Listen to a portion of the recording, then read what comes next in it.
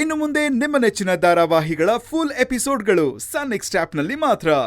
ನೀನ್ ಹೇಗ್ ವಿಲವಿಲ ಅಂತ ಒದ್ದಾಡ್ತಿದ್ಯಾ ಅಂತ ನೋಡೋದಕ್ಕೆ ಕ್ಯಾಮ್ರಾ ಇದೆ.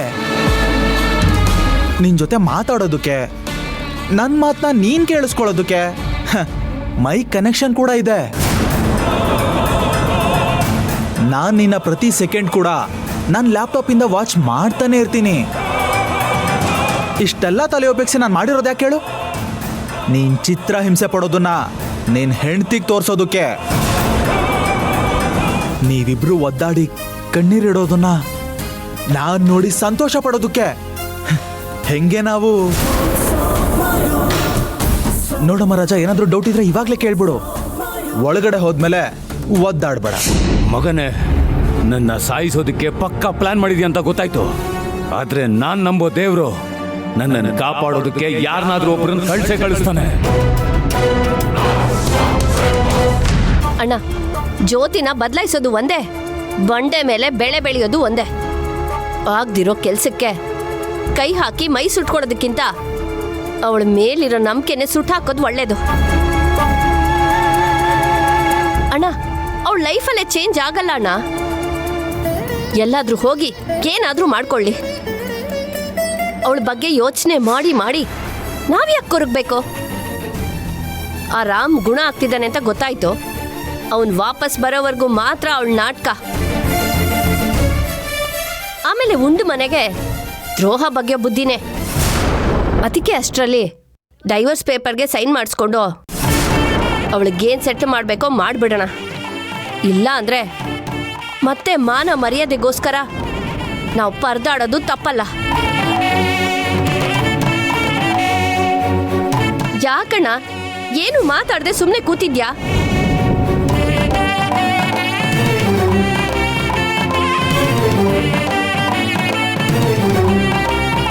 ಇದರಲ್ಲಿ ಹೇಳೋದು ಏನಿದೆಯೋ, ನನ್ನ ನಿರ್ಧಾರ ಕೂಡ ಅದೇ. ಏನಾಗುತ್ತೋ ಅದಾಗಲಿ. ಸರಿ ಅಣ್ಣ, ನೀನೇನು ಜಾಸ್ತಿ ಯೋಚನೆ ಮಾಡಬೇಡ. ಆ ದೇವರ ನಿರ್ಧಾರ ಏನಿದೆಯೋ ಹಾಗೆ ಆಗತ್ತೆ. ನಾನಿನ್ ಬರ್ಲಾ?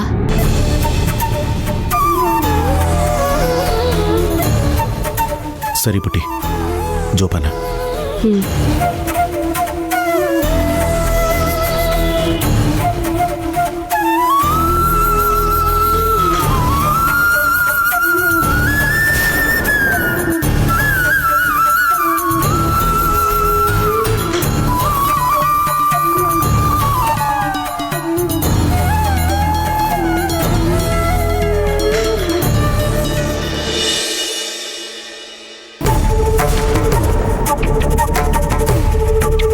ಮಾವ ಶೇಷಾದ್ರಿನ ಮೀಟ್ ಮಾಡಿ ಮನೆಗೆ ವಾಪಸ್ ಬಂದ್ರಾ ಇಲ್ವಾ? ಫೋನ್ ಮಾಡಿದ್ರೆ ಸ್ವಿಚ್ ಆಫ್ ಬರ್ತಾ ಇದೆ. ಅವರಾಗೆ ಮತ್ತೆ ಫೋನು ಮಾಡಲಿಲ್ಲ. ಮಾವ ಯಾವತ್ತೂ ಈ ಥರ ಮಾಡೋರಲ್ವಲ್ಲ.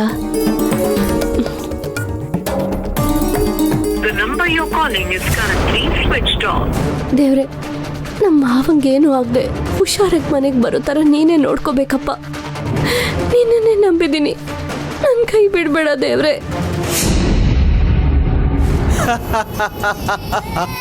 ಓ ಭ್ರಮೆ ನೋಡು ರಜಾ, ಆ ದೇವ್ರಗಳ ಆಟ ಎಲ್ಲ ಮುಗೀತು. ಇನ್ನೇನಿದ್ರು ನಿನ್ಗೆ ಈ ದೆವ್ವದ ಕಾಟ ಅಷ್ಟೇ. Better luck in next life. Hey, ಇವನ್ನ ಬಾಕ್ಸಿಗೆ ತುಂಬ್ರೋ.